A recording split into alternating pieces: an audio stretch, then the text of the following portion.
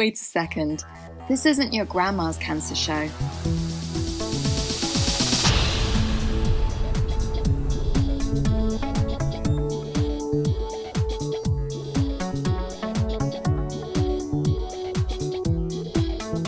Not your grandma's cancer show.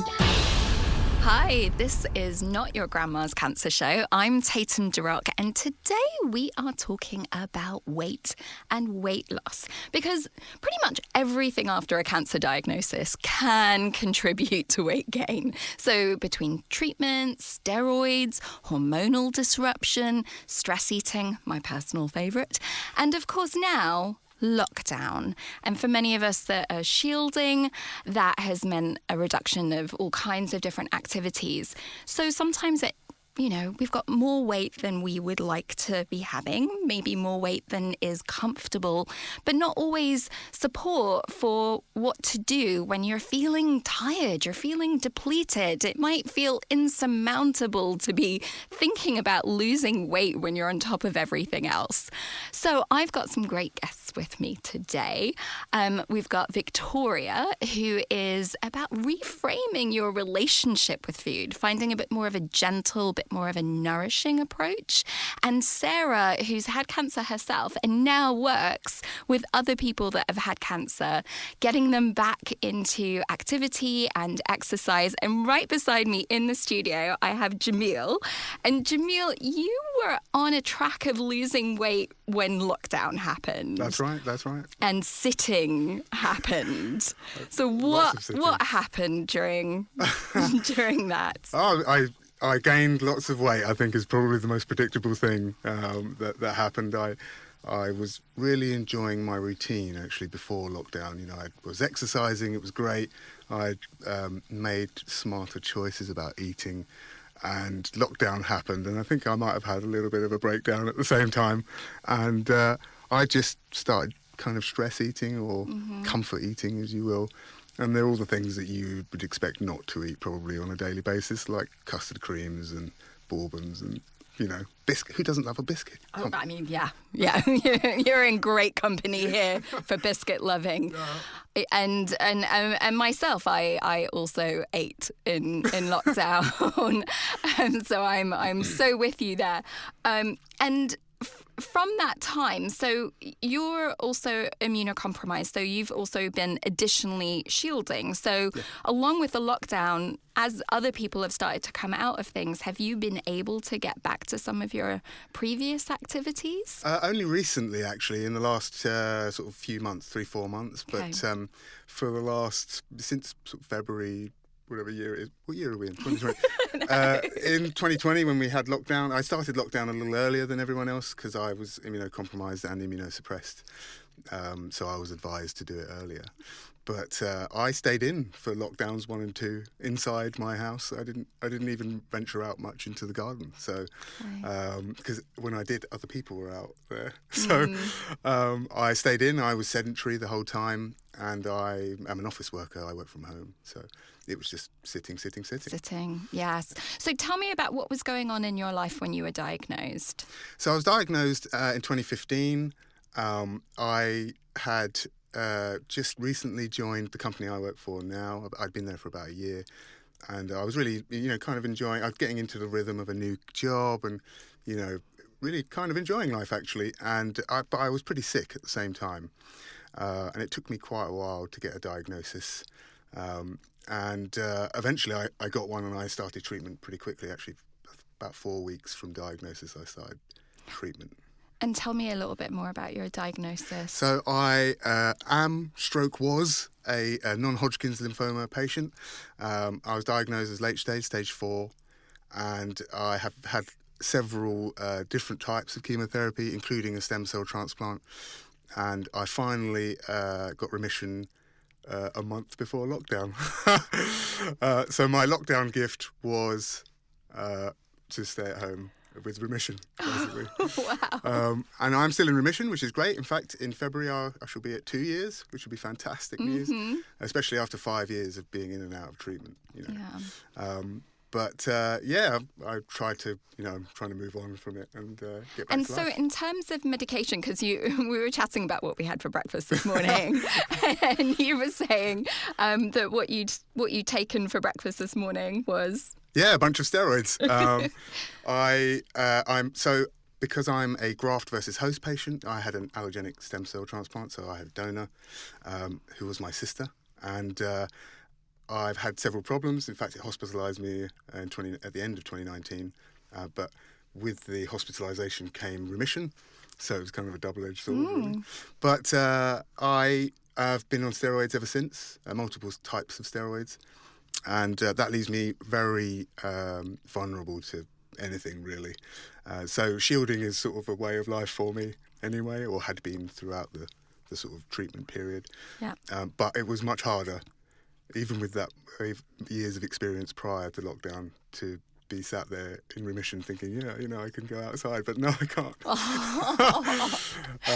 And so, I mean, it really does sound like there's a number of factors that then come together in terms of weight, because I imagine taking steroids and not, having the same access to lots of activities. Yeah. So tell me a little bit about your experience with weight. So pre-diagnosis. Pre-diagnosis, I've always been, as a sort of, let's call it as an adult, of working age, I was always quite overweight, but my weight was very static. It had been the same probably for 2 decades, roughly speaking.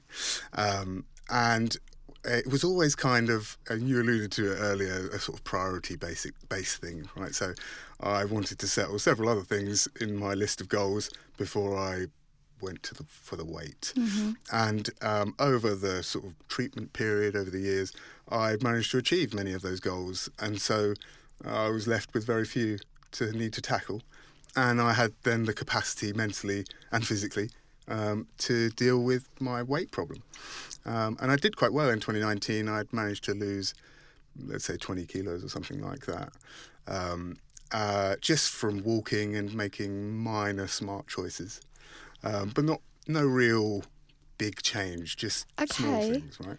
Because I think that's, a lot of people feel that they have to jump in and almost get really stressed out about it and do everything all at once, all at the same time. And if it doesn't happen really quickly, then it can be incredibly demoralizing. But it sounds like that there were points in your journey that it was actually kind of easing into it. There was some smaller things that did pay off. I think my experience pre-cancer was definitely the experience that almost everyone else has, which is I want to lose weight, so I crash diet or I take on some eating plan that is probably not appropriate for me, but it sounds good and I can lose weight immediately and, achieve all those goals, right? But I came to the conclusion that those are not sustainable ways of living. Right. I did a plan that is similar to keto a long time ago, before keto became a sort of really big thing. And I lost loads of weight, but I like carbohydrates. I don't know what to tell you, Who doesn't love some chips, right? And I like crisps and all the things. So eventually you put the weight back on because you go back to eating those things. And over the last couple of years, I crystallised my understanding of what it is that I really needed to do. And so I started to make very minor changes. So things like, as an example, not snacking is a thing. But telling people they can't snack is kind of like telling them that they can't have the things that they want. Right? Yeah. So instead, I just moved the snacking to the mealtime. That's what I did. Okay. So if I wanted some chocolate, I had to have it with my meal, right? So it was like a reframing of it. Yeah. Yeah, just because you're trying to make changes, and big changes are going to be jarring of any kind. So I thought, well, I'm not going to pressure myself into not having that Kit Kat or whatever it is that I wanted. I'm just going to move it, and then you start to build up that routine of not eating all the time, right? And then you tackle that. Okay, maybe I should have some fruit and nuts instead of a Kit Kat, right? And you can have some mini cheddars if you want on occasion, but You just got to like make small changes. And over time, you then make other changes because you see the difference, right? I think that's what happened. I think there's a shift, isn't there? Because at the beginning, you can start to feel like, should do this, I should do that. And, at Shine, we often say that we do a lot of shoulding on ourselves, right? But actually, there's something really empowering about avoiding a feeling of deprivation and choosing. Yeah. So it's not that I can't have it. It's not that I shouldn't have it. It's that I can have it. I could choose to have it later, which actually makes it much more of an empowering rather than there's something out of control. But also, you're not depriving yourself, see? Yeah. And that's the thing in my head, that was how I felt. Because when you go for these eating plans that you see everyone doing, they want to do everything perfect. Actually, I had a conversation with someone about intermittent fasting, and I told them what I was doing, and they said, oh, that's not intermittent fasting. And I said, it doesn't have to be perfect, right? It just has to be in the range of where you are, right? Like I start my day with a coffee with milk and sugar, and I know that sounds insane if you're intermittent fasting, but it's like 60 calories. It's not the end of the world. I don't like a lot of milk. You're going to get through 60 calories just walking around or sitting. And also, I think post a diagnosis of cancer, like, who wants to feel deprived, right? If something gives you joy in the morning, if something starts your day off right, that's good for you, like, that's where you want to be. Like, you don't want to be, kind of like trying to shovel through a morning and like just looking at a grapefruit that's just sad looking, unless that half a grapefruit makes you feel really good, and then that's an amazing thing. But yeah, I mean, I think there's something about finding joy, isn't there? Like, what really brings you joy, and then those things that you eat that you're like, actually, that wasn't that great. And that actually happened to me a lot. In 2019, I had a lot of taste changes because of my graft versus host disease. So I started to limit the foods that I could eat because everything tasted disgusting, actually. So I got to the point where I actually couldn't eat anything or even retain water, and that's what I ended up in hospital for that, right? Ooh. But after that, it sort of taught me that all of these things that I thought I enjoyed eating, when I tried to eat them again, they were actually still just really not nice. Things like any factory packet sugary content thing, whatever you want, Fruitellas or Cadbury's bars, they just taste of sugar to me now. They don't actually taste of chocolate. It's just sugar or whatever flavourings they've put in there. And I thought to myself, well, do I need that then? And I just sort of moved on from it. And I do on occasion have nice chocolate. I buy nice chocolate now. Yeah. And I have a square. Yeah. Instead of a bar of fruit and nut or whatever it is.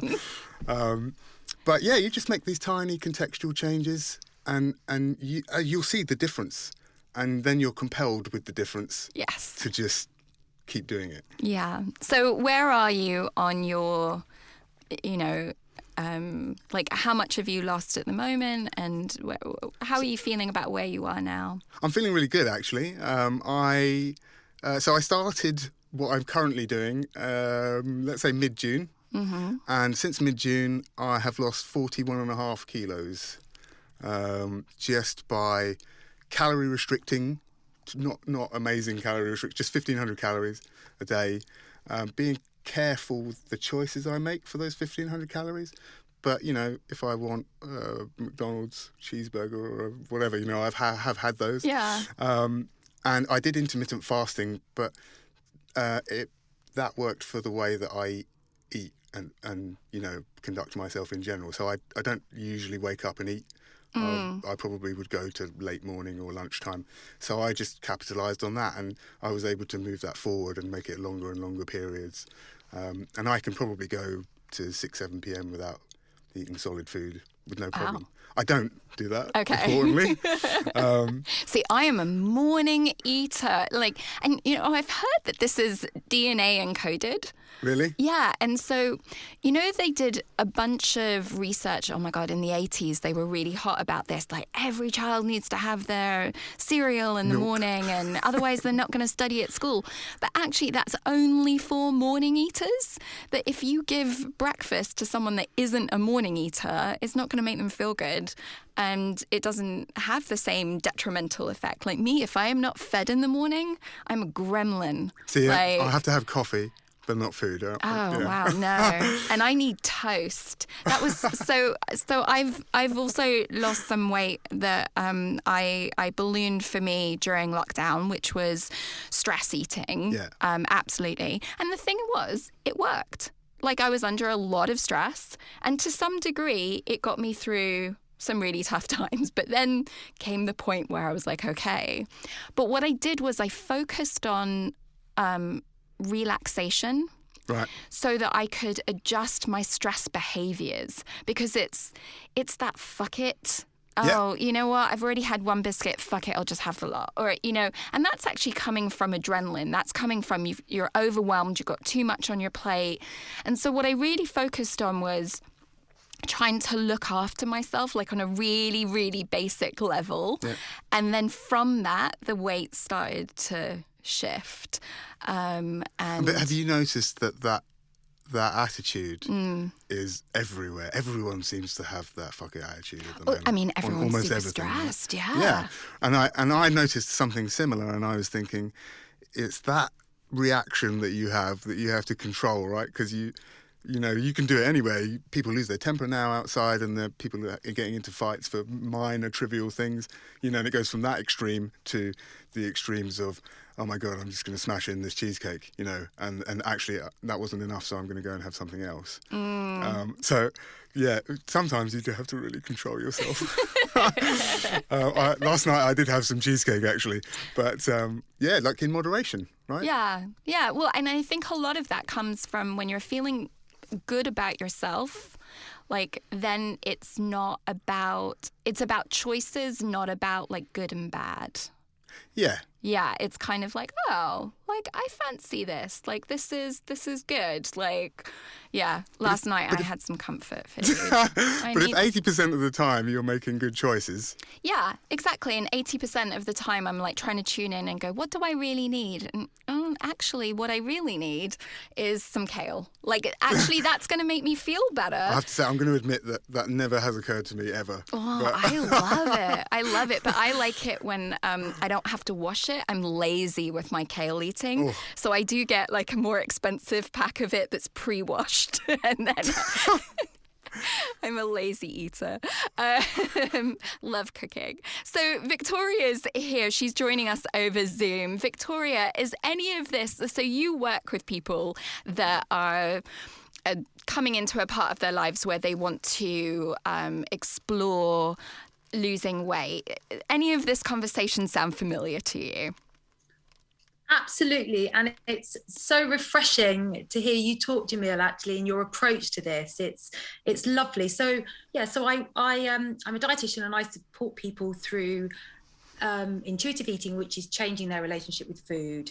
I see most of them are chronic dieters, and they've come to my door, and they don't want to embark on another diet because it's for numerous reasons, and obviously they're here and they want to make changes. And you've really hit the nail on the head, actually. There's loads of things you've talked about there. One is the reason why they want to diet, which I think is something we need to explore, and also how we go about making healthier changes. And you've talked a lot about small changes, haven't you? And that's really fundamentally the key here. I think we live in a world where, or we live in this culture that assumes we're all like robots, and that actually making multiple changes is easy. And we're led to believe that our brain is capable of making these changes. And we're sold that this change is easy. But actually making change is really hard, isn't it? It's effortful for the brain. And if we make too many changes, we feel overwhelmed. When we're overwhelmed, we have to rely on willpower. And we only have a finite supply of willpower. Yeah, you can't do it all the time, can you? Exactly. And we can't. And I think what's really sad about diet culture is that it's almost setting us up to fail sometimes when you go on these real, very rigid diet plans. And actually, that's what you've talked about, Jemil. You said, actually, I'm not restricting everything. It's about finding that balance. And that's exactly what the key is, because we know there is a cycle of deprivation and binging. It's a really known cycle. If we deprive, we have this scarcity mindset. We will deprive ourselves for so long, but our body's going to think, you're putting me into starvation mode. I'm going to make you eat. And your body will take over and do exactly what it needs to do. So if we start to deprive ourselves of all of these things, we end up failing. But actually we're not failing. And I think this is what's really, I want people to realize that if a diet doesn't work for you, it is not because you don't have willpower. It is not because you have failed. The diet has failed you. It doesn't work for you, does it? Is it? If your body wants something, you know, if you're craving fish and chips, which actually, when I did that keto-style diet where I had to measure everything by the gram, it was ridiculous. But I used to crave fish and chips, which is basically protein and carbs, isn't it, really, if you think about it? But it had to be fish and chips, you know, to satisfy whatever craving. And it's just insane to think that that's a normal way of dealing with it. That's not normal, is it? Your body will do what it needs to do. I think that we have less control over our weight than we are led to believe. Diet culture tells us that if you eat a certain way, you will get the correct body size for good health, and it is attainable to everyone that has the willpower. And that's so far from the truth, actually. Your body has a primal drive to survive famine. So if you're putting it into a starvation mode, it will do whatever it will work tirelessly to prevent that. It produces certain chemicals, certain hormones to make you eat. There are chemicals that that your body produces to make you crave carbohydrate, because our brain only uses carbohydrates, the only source of fuel that it can use. So if you're depriving your body of glucose, your brain is going to make you eat carbohydrate at some point. You might restrict it for so long, but fundamentally your body will win. And I think that's what's really difficult in today's diet culture. We're led to believe that if we eat a certain way, with enough willpower, we will get the results we want. And it's not that black and white at all. I think, sustainability is huge.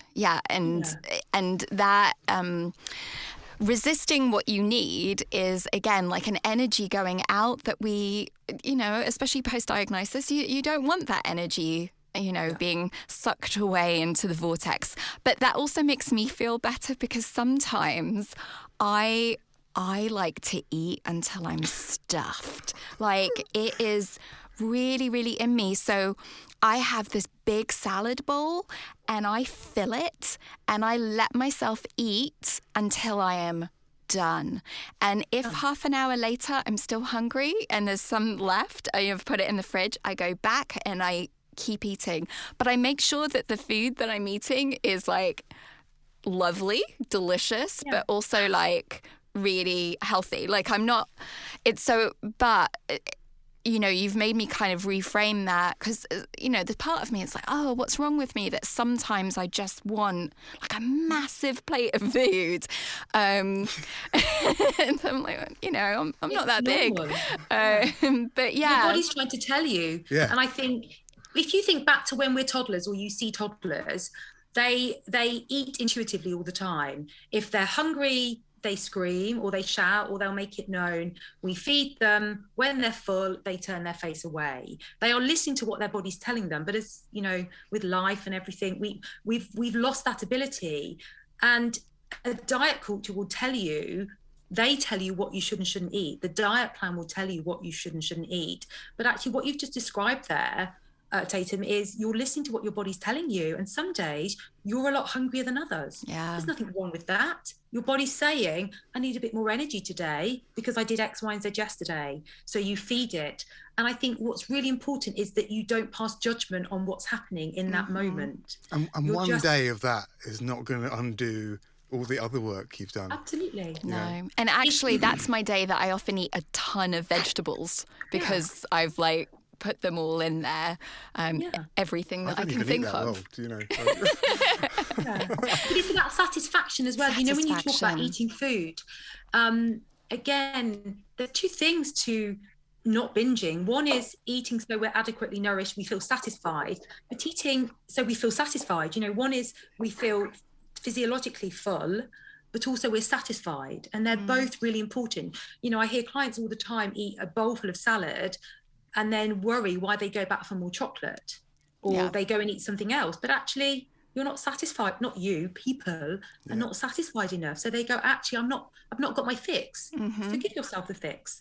And you talked earlier about good and bad foods, and I think it's lovely that I encourage all clients to move away from the terminology, because we judge ourselves, don't we? And again, diet culture will give you a list of rules, and a list of good foods and a list of bad foods, and inadvertently we're judging ourselves. How many times have you said it, or have we heard people say, God, I had a bit of a naughty day today, or we say it all the time, don't we? And actually, what's naughty about nourishing your body and some days giving it a bit more yummy food? If we can remove the hierarchy of good and bad foods, it takes away the idea that number one, deprivation, you've talked about that. We take away the idea of deprivation or the feelings of deprivation, and we take away the potential opportunity to overeat. Because if we class food as good and bad, those days when you said, Jemil, you had cheesecake last night, if you consider that a bad food, or what clients tell me, if they consider it a bad food, they think, well, I've blown it today, let's eat the whole cheesecake. So then they always gorge and overeat on this food, because they're thinking tomorrow's another day. I'll be good again tomorrow. So today I'll just go all out. Yeah. And actually, when we label foods, it actually inadvertently makes us overeat on some occasions. People often, we talk about the Last Supper mentality. And again, you might hear this, or you might, so if somebody's going to embark on a diet, a week or two beforehand, you're nodding already in the studio. They know what I'm going to say. And they think, well, I'm going to start a diet in a week's time. So I'll have all my nice meals. I'll get all the nice foods in, because I'm not going to eat it again for however long. And you most probably consume far more calories in that session, or that week or 2 weeks or whatever it is, that then negates what you're doing for the next few weeks. Yeah. And we know we then deprive ourselves. So we have these feelings of deprivation, which then eventually, and we're starving our body, that scarcity mindset going on. Our body's thinking, I can only do this for so long, so let's make them eat. And they make you eat. But what they do this time, what your body does this time, is it thinks, I'm not going to go back there again, or he or she's going to make me, they'll starve me again. So in fact, I'm going to make them eat a bit more to put on a bit of extra weight, just in case they make me do that again. And that's why with each subsequent diet, it can be harder and harder to lose weight long term, because your body thinks, I'm going to get extra stores built up just in case. So to kind of get out of that cycle of, that is a hellish cycle that you just described, and I've been there. One of the things that I found that's been useful is like cultivating curiosity. So being a big morning eater, what I've discovered is that I've been trying to chart what my body actually needs and wants in the morning, and what I need and want in the morning. And we've come to a compromise. Lovely. So I am a big toast person. I would have everything fatty on top of that toast that I could get my hands on. So what I've done is, not in a deprivation kind of way, but I've picked a particular type of bread that makes me feel good.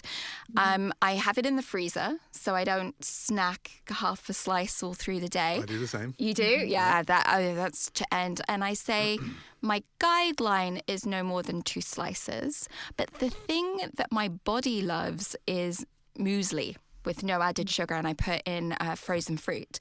So if I have muesli in the morning, I actually don't get hungry for a lot later, but it doesn't satisfy me, who's a toast person. So I let myself have double breakfast.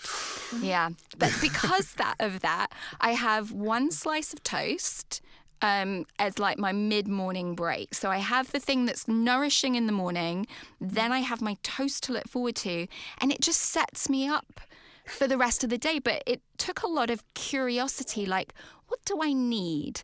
Like, I love olive oil. Do I need it all over all of my vegetables? Or actually is just 3 drops of truffle oil over the top? Maybe I saute with water and then have a little soupçon of something else later. So it's been a lot about being really curious about what my body really likes. And I think that's what's really key, because again, I think for change to last, we need to be intrinsically motivated. So we need to have enough of an argument to make that change. And that very much goes back to what are our core beliefs and values about something. Because if we're intrinsically motivated, that would then affect our behavior. So for example, if you genuinely enjoy exercise in the morning, for example, because it makes you feel good, then you're intrinsically motivated to keep that exercise up. And similarly, if you genuinely like the taste of a bit of oil on your salad, you're going to continue that, aren't you? And so the problem can come is if we are extrinsically motivated, because that's what isn't long lasting. And I think that's when you go back to terms of making changes. If it's trying to have the balance of everything, isn't it? But we need to be intrinsically motivated for that behavior to continue. And that's how something makes you feel. So how that food makes you feel. Does it satisfy you? Does it make you feel good? Does it make you feel strong? You know, I, a few years ago, started doing some weightlifting, and you know, for years I used to go to the gym, pound the treadmill, and I hated it. But I was extrinsically motivated because I knew that's what you should do. Or, you know, 20 years ago, that's what I was going to do to lose weight. You know, we've all been there. And when I started exercising, I felt physically and mentally strong. So then there's an intrinsic motivation there, isn't there? There's a different reason. Yeah. And I think when you come back to food and behavior change, it's actually what genuinely drives you. What are your core values and beliefs around yourself? What do you want to do? So if you believe you deserve to be nourished with good food, you're going to nourish yourself with good food. If you feel that you're not worthy of it, then that's a whole nother conversation. Yeah, I mean, I think that feeling worthy of making good choices for yourself is massive. And yeah, when my sense of worth goes down, my weight goes up. Yeah, absolutely. Yeah. So that's it's totally like normal, though, isn't it? Finding that. We do this. We're not. Yeah, this. absolutely. Yeah. But really finding that sense of self-care and self-compassion. Absolutely. So I talk a lot about self-care, and we talk about an emotional toolbox, and people talk about emotional eating, don't they, as it being a problem. And if you think about it, emotional eating serves a purpose. It has a very important function. If that's your only self-care activity, why would anybody stop emotionally eating? It's their coping strategy. You described it earlier. It helped you through times of stress. It has a very important function. The question is, if it's your only way of self-care, then that's when it can be a bit harder, isn't it? You know, and it then defeats, or it's a barrier to your long-term goal. But actually, so we talk a lot about emotional eating in the sense of, I don't see emotional eating as a problem. It's more a self-care problem. And if we often use food to numb our feelings, to cope with feelings, stuff and again, them that's down. Really normal it's a really normal behavior. It goes back to, is that your only self-care activity? And with your emotional toolbox, if you can fill your emotional toolbox with other acts of self-care, self-compassion, there's less space for food, isn't there? Yeah. But I think never feel guilty about using food. Of course it has a function. And it goes back to our childhood. Again, I do it with my own children still. I try not to, but not so much now. But when they were younger, if they fell over, you distract them with a biscuit. I mean, what does that tell them at a young age? You can soothe your emotions with food. Yeah. I did it. And I'm a dietitian, hey, but we're not, no one's perfect. But I remember that as a child myself. Yeah. But it's that motivation piece, isn't it? And I wanted to bring... It's the motivation. Like people, the self-care that you're talking about starts with understanding either your motivation or what you want, which is a goal, which you also mentioned, right? Yeah. And that's how I started. I started sitting here thinking, what is it that I actually want? And what are my goals truly? Like, do I want to look like Arnold Schwarzenegger? No. Do I want to be slim? Yes, right? And I didn't actually define it other than contextually based on my weight, where I was and where I thought I should be. And that was all I did, right? And you were talking about the same thing. And then you address the eating habits once you've decided this is the thing that I want. Because that's what I did. I was thinking, I need to exercise, I need to... And on the exercise front, I wanted to bring Sarah into the conversation. So, Sarah, can you tell me a little bit what was going on in your life when you were diagnosed? So sorry, I've got a bit of a cold, which is why I'm snuffling in the background. So I was diagnosed in 2018, and I was working in London, living out in Surrey, so I was commuting to and from town. I was actually expecting my second child when I was diagnosed, and so things were kind of not really right. I was still exercising a lot, actually, and I did think initially that it was the exercise that was causing the symptoms that I was getting. So I kept going to and from the hospital, and it took me quite a long time to get a diagnosis. And eventually they did diagnose that I had cervical cancer. And at that point I was 19 weeks pregnant. And so everything just kind of came to a halt, as I'm sure it did with you, Jemil, as well. And it was just that waiting period to find out exactly how serious it was and what the treatment was going to be. And from an exercise point of view, I definitely wanted it, but didn't feel like it at the time. And then I got my diagnosis. Luckily, it was still early stage cancer, but it was quite advanced and quite large. So I was very quickly put into chemotherapy. And I was determined to keep control of my body because exercise was my control. And I think a lot of people that I've spoken to and the clients that I work with now, they find the same thing. It was a way for me to feel in control of my body when so much around me was being controlled by other people. And so I tried to do my park run. I was a big outdoorsy person. I still am. I take all my clients outside because I see the huge benefits that it has on their mental health as well as their physical health. And also it's COVID safe, although we did do it before that, I might add. I tried to keep it up for as long as I can. And I must admit that at that point, I did not do the job I do now. And I didn't know the true benefits of exercise during treatment. So when things got really, really bad and I'd had surgeries and chemo and radio all at the same time, I was literally bedridden. So I couldn't go much further than walking. I know now that during treatment, if you're able and you're well enough, that actually exercise has huge impacts on your cancer-related fatigue, on nausea, on all of the side effects of treatment. So for me, if I'd known that at the time, I think perhaps I would have continued doing a little bit more, because my body was craving it. A bit like Victoria said about the food. I remember just eating plates of broccoli because that's what my body wanted. Yeah.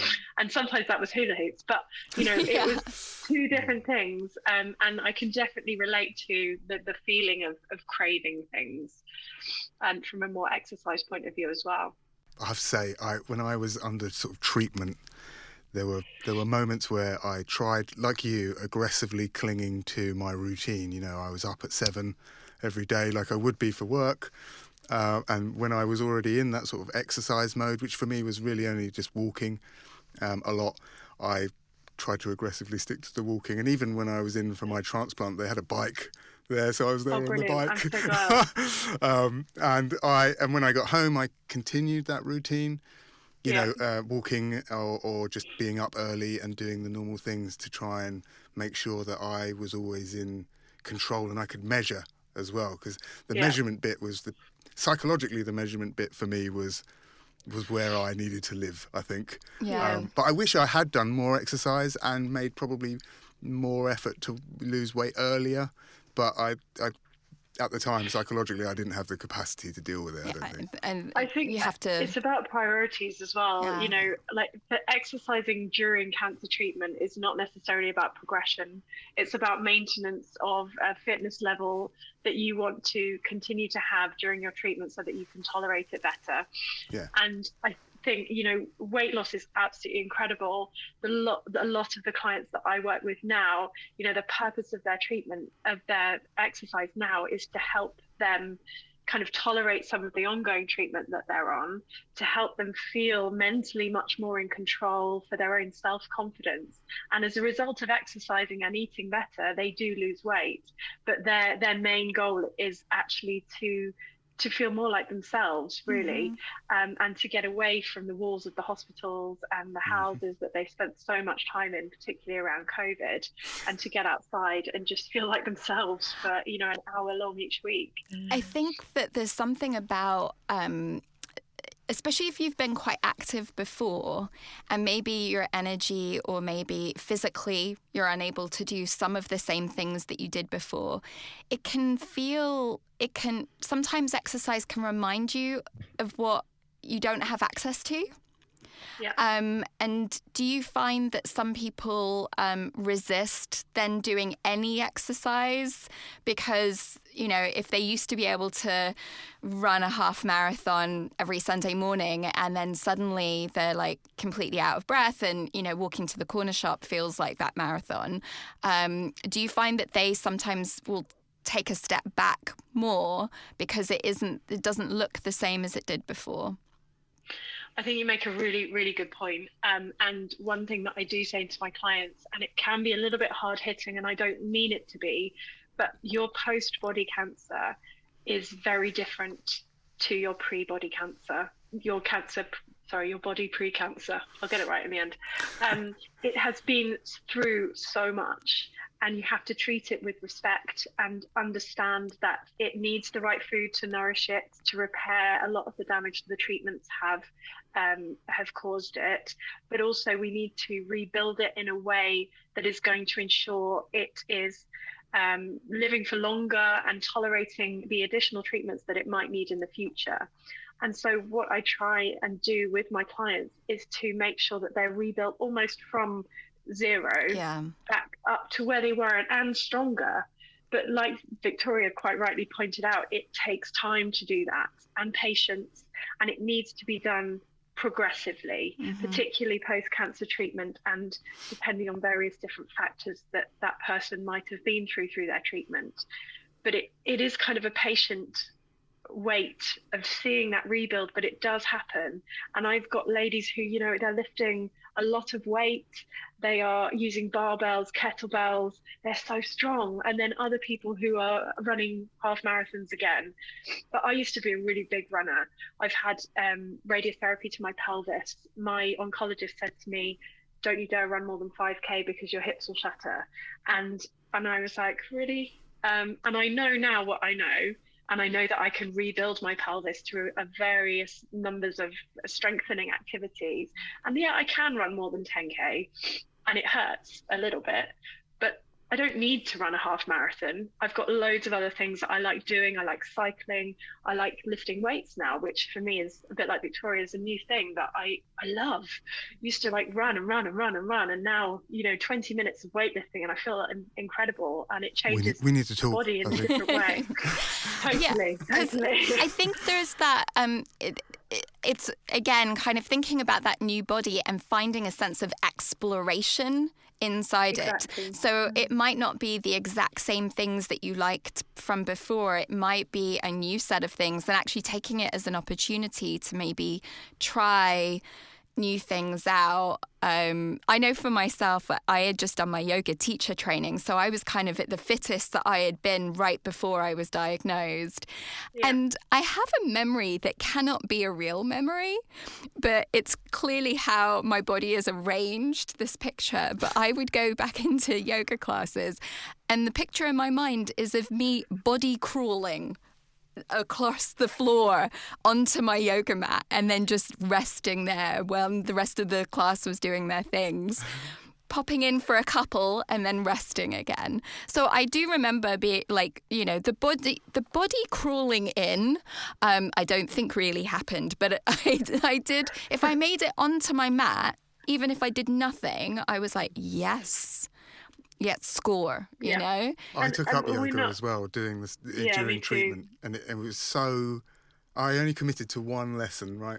Because I think it's a man thing, I'm sure, but I committed to one lesson, and I wasn't convinced at first, you know, but I just kept doing it, and I ended up doing it for like 3 years or something, and I even managed to set up a yoga class at work, and managed to rope my employer into getting every other, people in my office to do it as well, and they helped fund it. And excellent. Yeah, it was excellent, and it just goes to show like that small change, just yeah, one thing. You know? And it really shows, doesn't it, how, again, initially that was an extrinsic motivation for you to do the class because you thought you should, but then it becomes an intrinsic motivation which keeps you doing it, because then you see you realize the benefit for yourself, and that's what keeps you going, isn't it? But it's the small I think so much of it is to do with small changes, because they come sustainable, don't they? But we want everything now, see? That's what the society is. Well, that's society. It's like the Amazon buy now button, isn't it? You know, we want it all now, and actually... Deliveroo, everything. Yeah, exactly. But we've all described, haven't we, the importance of small steps. And research shows that that's what works. Yeah. I think for long-term changes, they need to become automated. And to become automated, they need to be simple and small. Oh, I like that. I did hear about someone who used to sleep in her running clothes so that she could literally just throw off the bed covers in the morning and go for her run. She was like, she didn't want any impediments in the way. But I wanted to ask you, Sarah, so tell me about you, because you were doing a different job before, and you have now changed your whole life. Like, how are you feeling at the moment? Apart from a bit coldy. Yeah. So I used to work in PR. I used to work in London, commute every day. And then the last day in my office, I remember very clearly, I wasn't planning to leave at that point, but the next day I went to hospital and they found my cancer.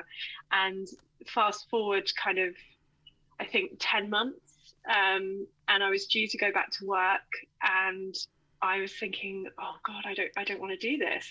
And a lot of my recovery was based on exercise. So I joined an exercise class about 3 months after I'd finished my treatment. It took me, like you, Jemil, I did yoga. That was my first step, because I didn't feel I could do much more. And that mentally was amazing as well. And then I joined a strength-based class that was outside with a load of ladies, and that really helped build up my confidence.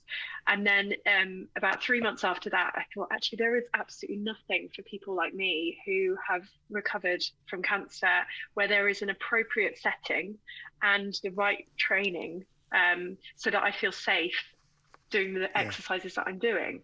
You know, having been scared off by the comment from my oncologist about my hips, I was very wary of what I could and couldn't do. So I looked into it, and actually it was quite a straightforward training. I did a science degree, so I've got a little bit of a scientific background, and I did my personal training diploma in about 3 months, and then went on and did 2 further levels of training that took me up to a cancer and exercise specialist. So I work with people across all different types of cancer. I've actually got a client who's got non-Hodgkin's lymphoma as well, who I work with virtually. And then a lot of my clients had breast cancer, so I've done another qualification to help me train people specifically with breast cancer. And I work with people all over the country and locally to help them before, so to prepare prehab for treatment, during their chemo and their radiotherapy, and then post-treatment as well, to rebuild them. Fabulous. And what's the name of your company? It's called Get Me Back, which is exactly what exercise did for me. So, yeah. It felt like a real rewarding job to do, to give that back to people, because I know how much it benefited me. Yeah, and like you were saying, feeling like yourself again, which is lovely. And Victoria, can you tell us if someone wants to find you, where they can find you? So I have a website, and it's victoriadeprez.co.uk. So very simple. I'm a really poor Instagrammer, I'll be honest. That's on my list of things to do. You know, when you keep dipping your toe in the water and then pulling it back out, that's me. But I am on Google, and so I have a website page. Oh, lovely. And if someone wants to get themselves back, where would they find you, Sarah? So my web address is www.getmeback.uk, and I'm at Get Me Back UK on Facebook and Instagram. Lovely. And I will be sending you a little, I'll find you on Instagram. And it's wonderful what you're both doing in terms of helping people, feel more like themselves, have strategies that are not all encompassing, that are not draining. But, you know, I think everything today was like tweaks, not leaps. You know, and it's just as small... fast as what I've found. In fact, if not faster. You know, right. You don't lose 41 kilos. You know, like with. And I, you know, was smashing out McDonald's and Burger King on a weekly basis. You know, if I wanted, and I've still lost all of that weight, and I just made smart choices, right? And talking to these ladies here is actually helpful for me because I was doing everything, you know, like this, but finger in the air. Why not? You know, and I've just refined it as I went. But they've been able to crystallise my understanding of myself as well. So it's really good. It's really good for me as well to know that I'm doing roughly the right thing. Yeah, it sounds like you're on a great track. Thank you so much for being on the podcast today. We really appreciate it, and we look forward. And actually, on the Shine page as well, there is under resources. There's a bunch of different yoga classes. There's some Pilates classes on there. So there's other ones on there as well. If you fancy checking something out, maybe exploring something new. You talked about relaxation at the beginning, so can we just touch on that quickly? I mean, almost all cancer patients probably have a reasonable amount of anxiety relating to their disease or their life, you know, post-cancer or post-treatment. And it would be really good to understand, you know, what steps you took around relaxation, because I'm not the most relaxed of people. I think everyone will agree. I'm a bit of a geek about relaxation. So basically, I think that you can relax to support weight loss. So one of the things that when you relax happens, you reduce adrenaline that stops that fuck it mentality. So it helps curb those stress behaviors. Also reduces cortisol. And that is often associated with belly weight. Right. And when you're feeling genuinely like connected to your body, you tend to be able to go, you know what, I'm actually really thirsty. Yeah. You know what I really feel like. So it's a way of like tapping in, hearing yourself, hearing your body. And I think that it can be, that's a really, really amazing way. And I will end with this because I could talk about this for literally 6 hours and that would be a whole other show.